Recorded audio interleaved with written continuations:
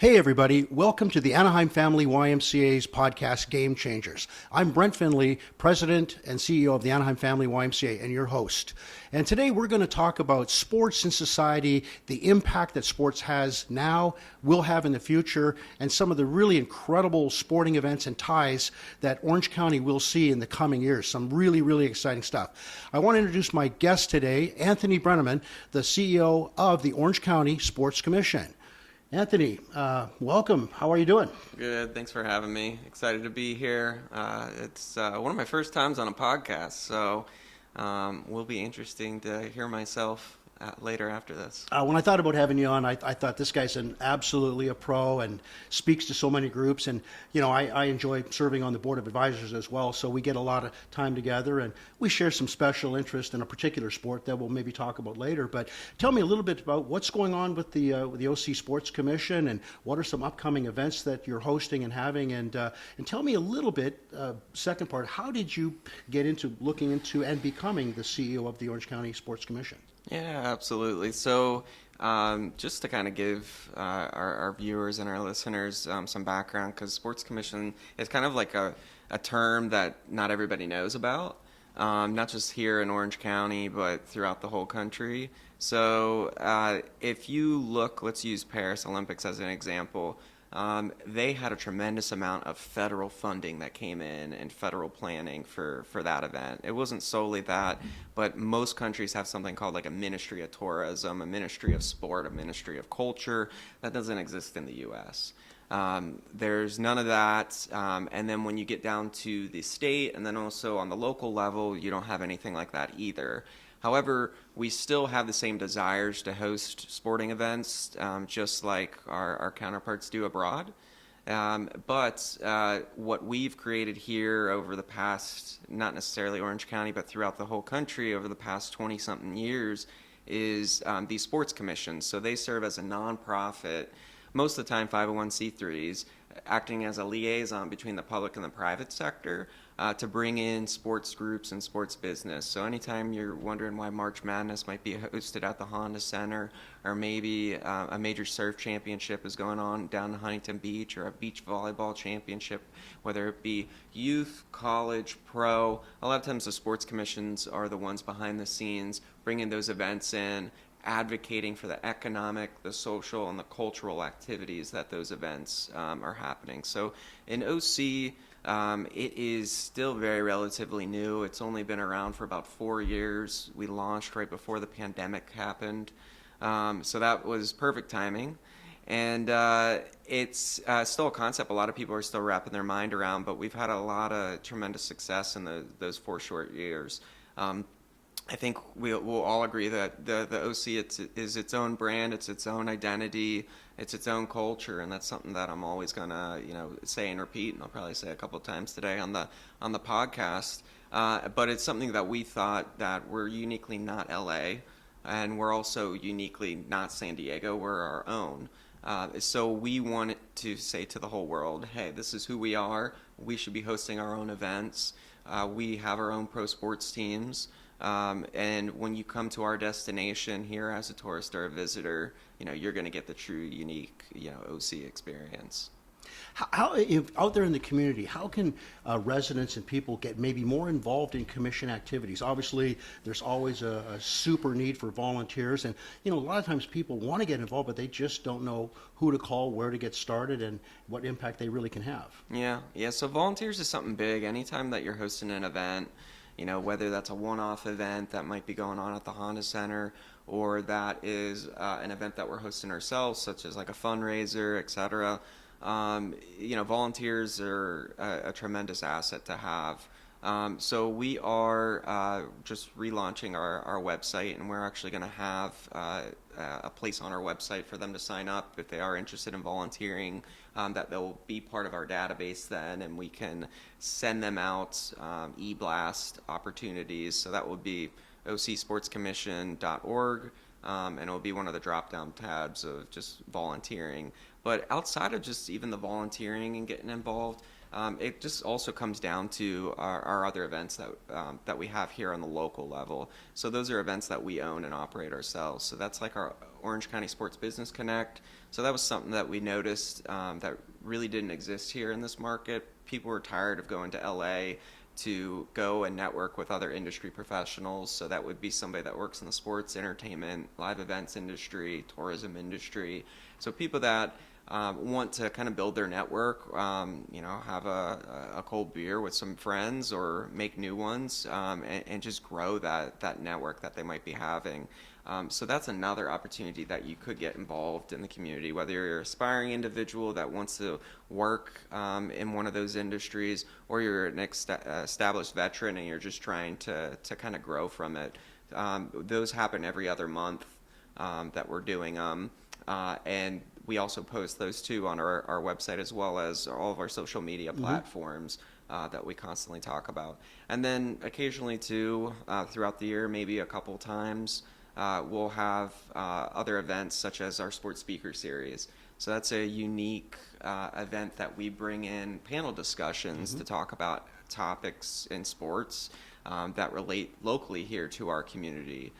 So we sell tickets to that. The last one that we did was about women in sports business. And that was an incredible one. I think I saw the leadership panel that was in place, and I think the attendance was really, really strong. And, what an important element as we see the role of women changing in sports. We have women coming now as coaches of Division I sport teams, professional teams. So that dynamic is really, really changing, and for the good. Yeah, absolutely. I mean, it's women's sports. It's a movement, that's for sure. And we wanted to highlight, not maybe you're not necessarily an athlete, but maybe you want to get in on the business side of things, and how can you climb up that corporate ladder and be a woman in sports business. So we had a tremendous panel, including the first female NFL coach that spoke on it too as well, that runs her own businesses now today too as well. A couple other individuals too from some professional sports franchises, just speaking about their journey.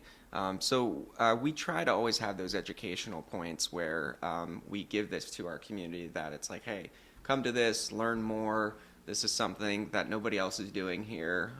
So always be on the lookout of us, whether it's joining our email subscription newsletter list, and these are all listed on our website, following our social media channels, whether that be LinkedIn, Facebook, Instagram, or even to just signing up as a volunteer, as we mentioned. With the changing sporting landscape in Orange County, what are some of the challenges that you see now, maybe into the future, and what can the Sports Commission do to address them or to make positive things happen? Yeah, so I think Orange County is interesting because I'm not from here originally. So I've been here though it's home now, so I've been here for like 9 years.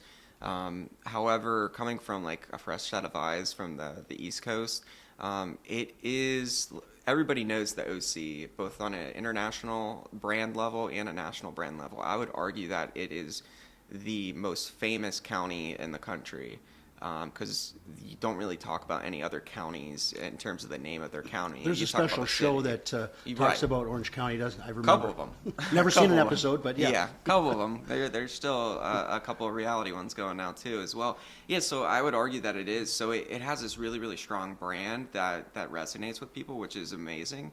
However, when I've gotten here, and I remember sitting in a meeting with Assemblymember Cotty Petrie-Norris, and she mentioned that everybody in Orange County works kind of like in a silo, like in terms of the cities themselves. So you might have Anaheim wanting one thing, you have Newport Beach wanting another thing, you have Irvine wanting another thing, and when they go collectively, or sometimes they're not even going collectively to the state legislator, or if they're trying to brand themselves, whether it's from a marketing standpoint, on a destination standpoint, they're all doing it individually.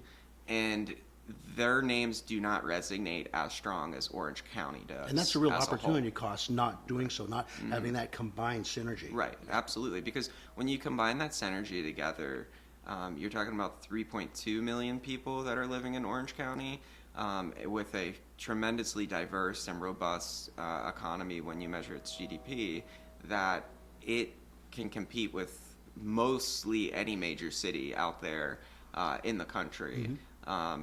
So they need to realize that. But when you're just competing on your own scale, like if, let's say Anaheim was just doing its own thing or Newport Beach was just trying to do its own thing, it's not going to have as much punch. And we see that too in the sports landscape a lot of times when we're going after things where it's, you know, there isn't as much of a collective agreement of like, okay, let's unite and all go together after this, you know, one event that we want to do because it's going to benefit us all in the long run. So it might be happening in Anaheim, but guess what? They're going to come and patronize our businesses down at the beach cities, or they're going to, you know, There's a spillover effect. Yeah, for spillover. sure. Exactly. You have this multiplier. And that's something that we're constantly preaching. And, you know, taxes are a little bit different depending on where you're getting into and everything like that. But it's definitely a challenge because as you compete against those major cities, let's just use LA and San Diego, for example, they have a lot of other cities in their county too. However, LA and San Diego are so much bigger than every other city in that county. They really can just swing their weight around and be like, hey, And have that recognition. yeah, and this is the way that we're going. Like, this is what we're going to do. We're going to go that direction. You know, we're making this, and, you know, it's not going to need as much like of a collective agreement. But here, we really have to get everybody on the same page because, yeah, it can be a challenge. Now, obviously, I think the community knows, or at least they're hearing about it more and more now after the Paris Games, that we're going to be hosting here in Orange County at the Honda Center men's and women's volleyball in 2028. Do you see, now that is going to be obviously a world-class, spectacular event. Do you see our cities now maybe in the headwinds of the Olympics coming here, maybe looking to be more collaborative, to kind of take this collective voice wherever it needs to go on the globe to bring in events, major events, maybe a third professional team? How do you see that maybe galvanizing with the pinnacle event coming here in 2028? Yeah, absolutely. So it's an opportunity to really, you know, benefit us in both the short term and the long term. So by the short term, kind of using 2028 as that platform to say to those international federations or those IFs, so those are things like Volleyball World, or that might be things like the FIFA or whatever the case may be. That's a really big example. But nonetheless, going after them and saying like, hey, listen, like, we're going to be hosting this. Don't you want to be doing like test events or lead up events? And a really good example is, so when I was in Paris recently for the Olympics, you know, we had a meeting with Volleyball World, who oversees both beach and indoor volleyball on a international level. And we had a really great event of theirs, and I believe you went to it a couple years ago or a year ago over at the convention center. There's a small arena that we sold out. It was 8 of the top men's national teams for volleyball for their men's nations league, and came to that. They love coming to Orange County because they know it is the volleyball mecca. Even Anaheim, I honestly would say, like, you know, I'm always going to push that it's the capital of volleyball in our country, just between the history we have here, the national teams, et cetera. So they wanted to come back. They didn't come back this year because of the Paris Games and, you know, flight schedules and all that stuff. But we're looking at, after that meeting with them, we were able to bring in Bill Foltz, CEO of OC Vibe, and the project of what the Honda Center is developing into, and had to sit down with him and the CEO of Volleyball World and talk about, like, hey, like, you know, let's do more leading up to LA 28. So, you know, we're in pretty high level conversations with them right now of bringing Volleyball Nations League back, but this time to the Honda Center. And hopefully it's something that we can do for the next 3 years, 4 years leading up to 28, and sell it out. Because when we did it at the Convention Center Arena, it was over the course of 4 days. We sold about 30,000 tickets total. Great attendance. Yeah, and then it was about $1 million of gross revenue too, as well. That's not that we keep, but from a ticket sales standpoint, that's Hotel stays, really, food, beverages. It has that, you know, multiplier effect in the community. Huge. And then also to the marketing standpoint of who it was broadcasted to, and just really putting, in that case it was Anaheim, really putting them on the global map of like, hey, this is happening, and people from, you know, China, India, all over Europe are watching it, and they're seeing this like, okay, wow, like it gives them a perception of the destination. So that is just one, big example of what we want to continue to do. I think the second part of that question as well, that I'd like to see in Orange County, honestly, is another pro sports franchise. And the hottest thing out there right now, and me and you are soccer guys, so we understand this, is the NWSL, so the National Women's Soccer League. And with that, raising franchise values, Bob Iger and Willow Bay. Recent purchase of Angel City. Angel absolutely. City for about $250 million that they invested in it, quite a bit. And in Southern California, in the greater Los Angeles area, there's two of everything. And there's two basketball teams, there's two baseball teams, there's two hockey teams, there's two football teams. The only thing we don't have, we shouldn't say the only, but one of the things we don't have, second women's team. Is that second women's team. Yeah.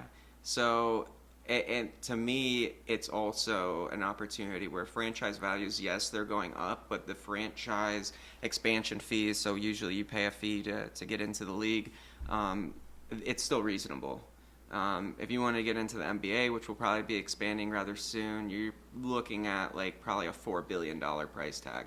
There is only a few individuals that can afford that if they wanted to get into the NBA. One of my past guests, James Kessler from Orange County Soccer Club, we were talking about kind of a new entry fee, and even for the USL, it's something like $20 million.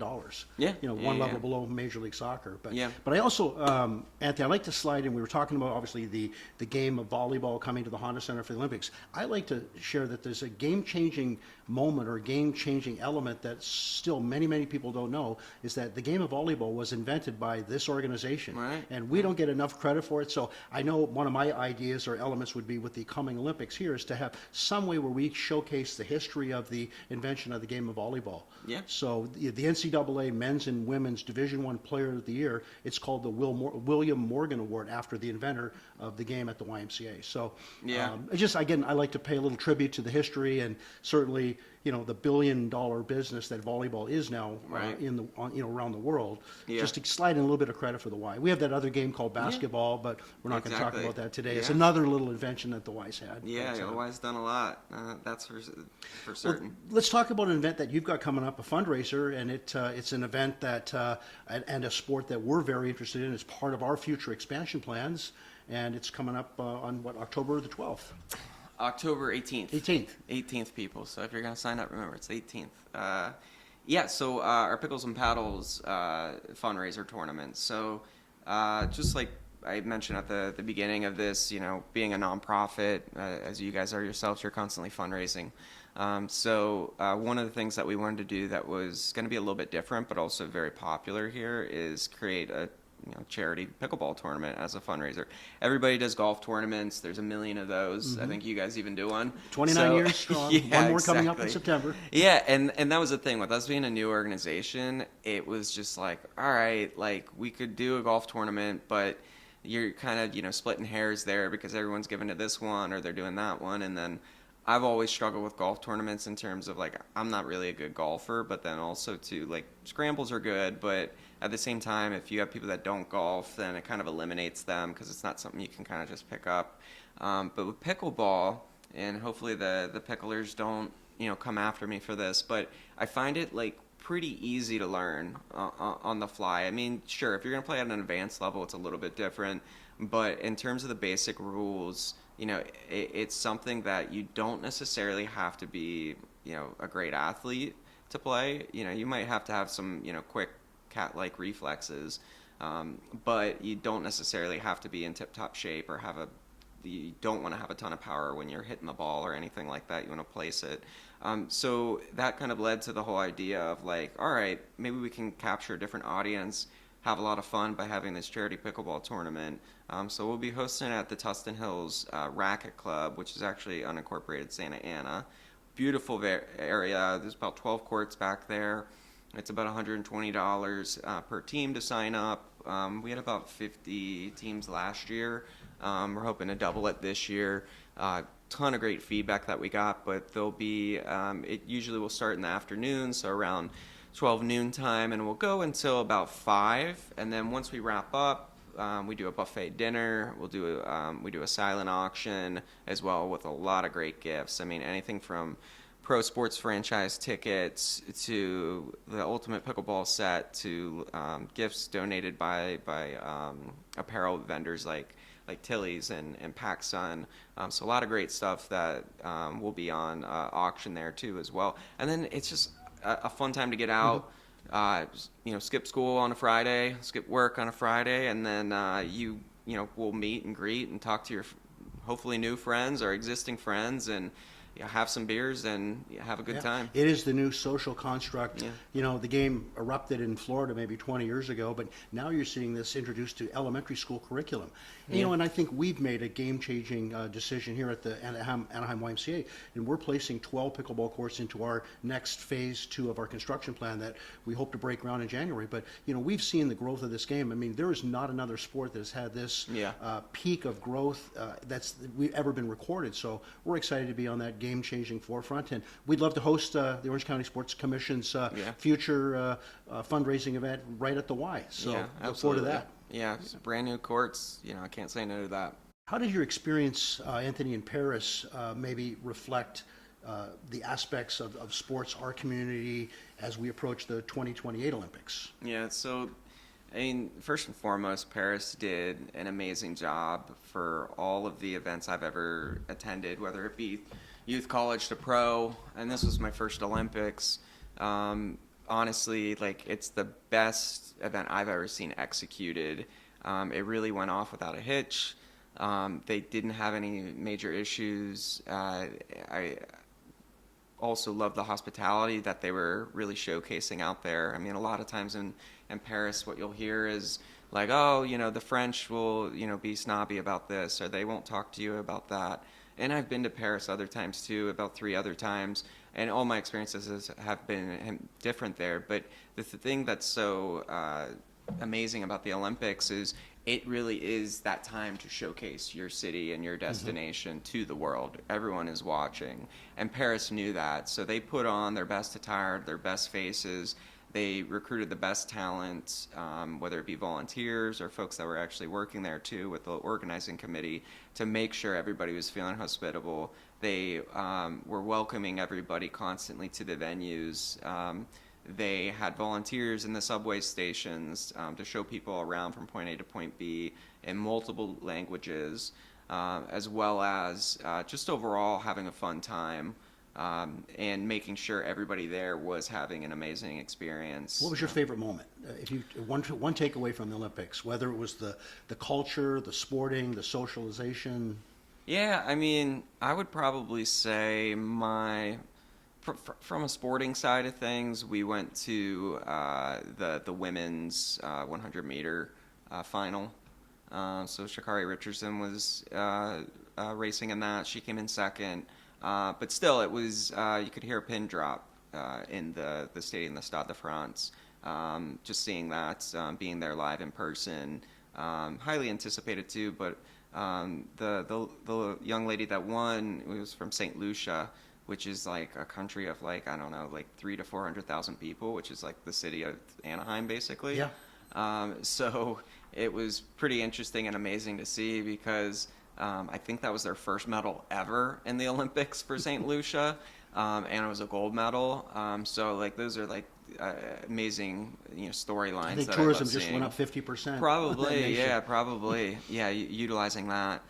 So from a sporting perspective, I'd say that too, and then just overall, being an events guy, seeing it all come together. Seeing everybody actually execute something in a concise plan, it's what I do for a living. So being able to kind of see that from a 30,000 foot level and how they did things and why they went about it, was really, really interesting. Obviously here 2 years from now, we and being soccer guys, we know the World Cup is coming to North America and specifically into Southern California with matches and teams coming in early to prepare and just get acclimated to the to the society, to the conditions of fields and turf. It's like one after another now coming up. World Cup, Olympics, other collegiate events. Where is this going to end? Where do you see this happening? Or when you look at maybe the next 20 years, how bright of a horizon do you see sports in society here in Orange County? Yeah, so it's Southern California in general, once again, not being from here, is the mecca when it comes to sporting events. So we have an embarrassment of riches regionally. So between LA, OC, even Riverside down to San Diego, the number of venues that we have here is just mind blowing. In OC's standpoint, it's really an opportunity for us to establish that identity, to continue to tell people not only do we produce a high number of Olympians already and a high number of just professional athletes and collegiate athletes, but having people know that OC is the place to come for your sporting event to be hosted. So for me, it's about carving out our niche. Sorry, and basically with that, it's saying, okay, we're not going to compete with LA in terms of Super Bowls because we don't have a stadium. We don't have an NFL team. So it does not make sense for us to be focused on the NFL and building relationships there. However, it does make sense to become the volleyball capital of the world. It does make sense, and that's both indoor and beach volleyball. It does make sense to make us the surfing capital of the world with Surf City USA.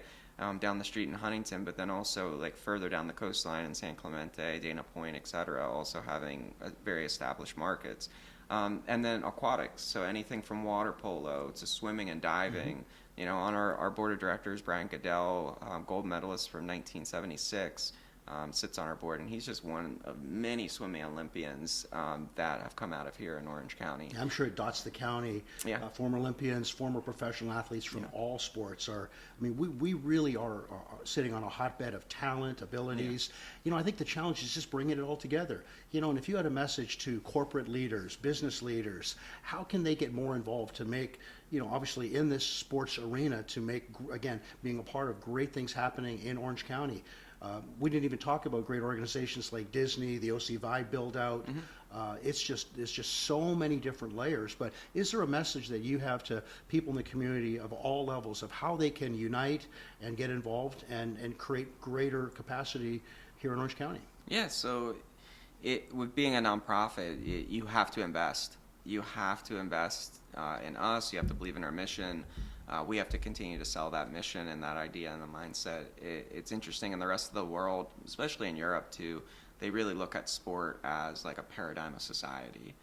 Here, not just Orange County, but throughout the whole country, it's more of a capitalistic mindset. Well, how much money can I make off of this? And I'm totally fine with that too, as well. We want to sell tickets, we want to get sponsors, we want to do all that. We want to have a successful event. I think that goes into being part of a successful event. But we also need to look at if I'm a CEO of a company in Orange County, or if I am an investor, I would say, okay, where else is this money going towards? What impact am I having? It's the same reason why you give back to your university, Absolutely. and why you invest maybe in their facilities. So here it can be anything from investing into capital infrastructure. It could be partnering with us on a bigger level to help set a strategic plan of we want to host various events and we want to go after this, and this is what we want to do and be known for. Really giving back to your community in that sense, because sport is the best way to express an agenda.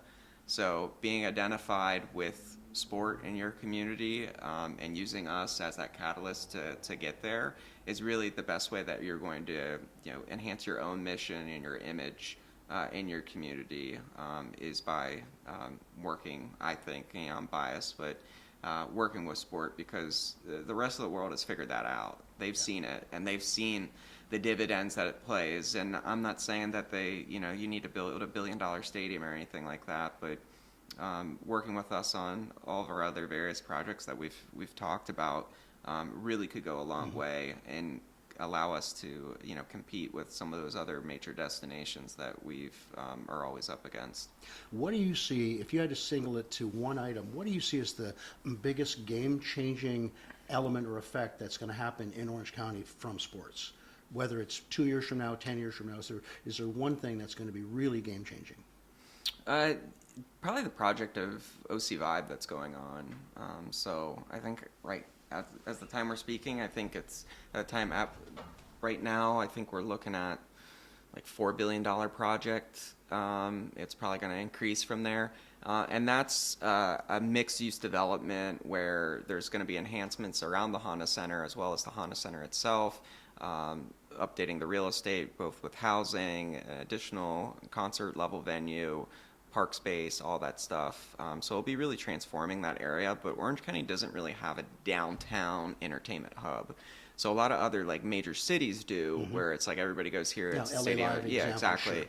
sure. They go to that stadium district, or you could even say Petco Park, the Gaslamp district down in San Diego. We don't really have that in OC where everyone just flocks to. So I think with OC Vibe, not only is it a place to host things, but it's also going to be a place that people can go to in Orange County and probably even perhaps Riverside, that you're not going to have to necessarily drive all the way over to Inglewood or into downtown LA to kind of get your entertainment fix, whether that be sports or any kind of other live event, musical, etc. That it's really going to create that hub for everybody to come to. And 3.2 million people, there's a lot that you can, attract just to come there and really kind of live off of. Yeah, what a catalyst it'll be. It's going to lift up, all the ships in the harbor, and now you put into the effect of, you have Disney here. You talked about beaches and mountains. It's like there's every box is being checked Right. as a place to live, reside, work, Right. Be a sports fan of whether from the high school level to the professional level. And that's something our organization, the YMCA, we're extremely interested in. We've seen a decline in kids participating in sports and team sports, particularly since 2017.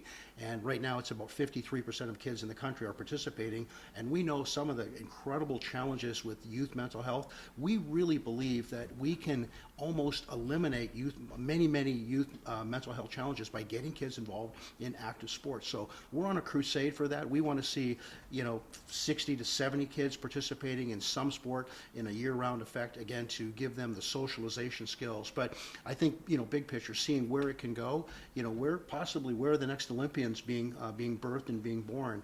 Are they coming out of a YMCA gymnastics program or a YMCA swim lesson somewhere, if not in Orange County, somewhere in the nation? But certainly the impact of sports, we both agree, are incredible. There's nothing maybe more passionate or patriotic watching sports, watching your favorite team or your country, playing in the men's or women's World Cup, but exciting things to come. Yeah.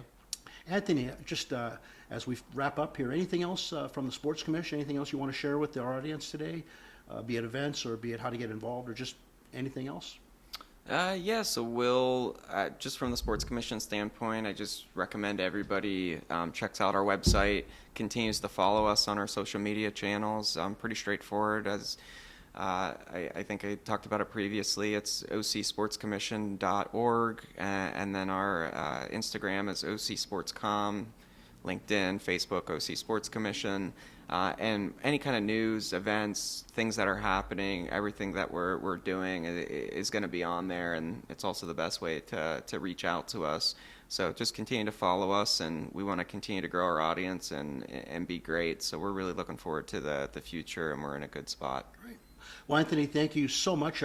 Really appreciate you being a guest here today with us, and all the best wishes. I'm excited to continue, my volunteer work, and again, looking for the great things to come for our county, for our residents, our athletes, our corporations. Again, I think it all comes together in a real wonderful package. But thanks so much for today. Appreciate it. Appreciate it, Absolutely. Brent. Thank you. Right. Thank you, everybody, for listening to today's podcast. Again, my guest, Anthony Brenneman, CEO of the Orange County Sports Commission, and we look forward to bringing another podcast to you in the near future. Thank you.